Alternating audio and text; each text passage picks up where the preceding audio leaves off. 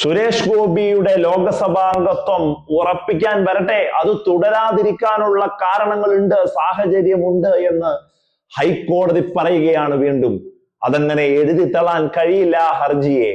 മതവിദ്വേഷം പറയാവുന്നതിന്റെ extreme ലെവലിൽ പറഞ്ഞ് vote നേടി വിജയിച്ചു പോയ ആളാണ്.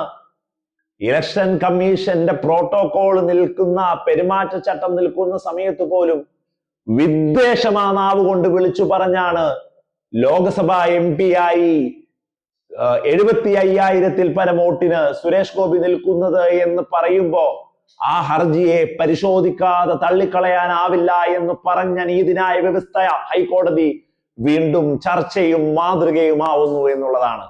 എന്താണ് സുരേഷ് ഗോപി MP ആകാൻ തെരഞ്ഞെടുപ്പ് നടക്കുമ്പോഴും MP ആയതിനു ശേഷവും ഒക്കെ ഈ നാട്ടിൽ പറഞ്ഞുകൊണ്ടിരിക്കുന്നത്? എന്താണ് സുരേഷ് ഗോപി നാടിന് നൽകുന്ന സന്ദേശം?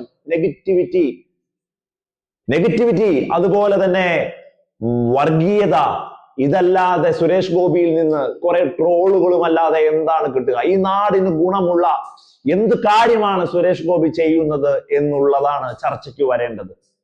പരിപൂർണമായി വർഗീയത പറയുക, BJP-യെ, മോഡിയെ അന്ധമായി കണ്ണടച്ച് കാര്യങ്ങൾ പറഞ്ഞു മുന്നോട്ട് കൊണ്ടുപോവുക, അതിൽ നിലപാടോ രാഷ്ട്രീയമോ ആവശ്യകരമായ ലോജിക്കോ പ്രാക്ടിക്കാലിറ്റിയോ ഒന്നുമില്ല.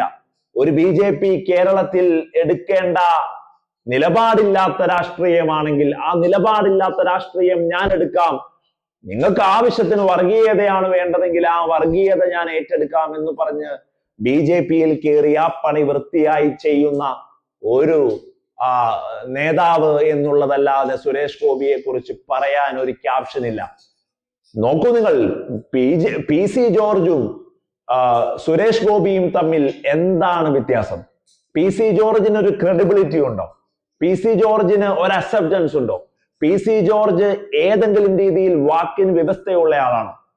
പോരൂ നിങ്ങൾ, സുരേഷ് ഗോപി കൃത്യമായി വസ്ത്രമൊക്കെ ധരിച്ച് നല്ല പ്രൗഢിയോടെ, രാജപ്രൗഢിയോടെ സുരേഷ് ഗോപി ഇങ്ങനെ നടക്കും, പറയും, ചെയ്യും, ചാഞ്ഞും ചെരിഞ്ഞും സിനിമ ഡയലോഗൊക്കെ പറയും. പക്ഷെ സുരേഷ് ഗോപി പറയുന്ന ഏതെങ്കിലും ഒരു കാര്യം ആളുകൾ ക്രെഡിബിലിറ്റിയോടെ എടുക്കുന്നുണ്ടോ? വിശ്വാസ്യത കൊടുക്കുന്നുണ്ടോ? ഒരു അക്സെപ്റ്റൻസ് ഉണ്ടോ? സുരേഷ് ഗോപിയുടെ കാര്യങ്ങളും സ്വാർത്ഥതയുമായി മുമ്പോട്ട് പോകുന്നു.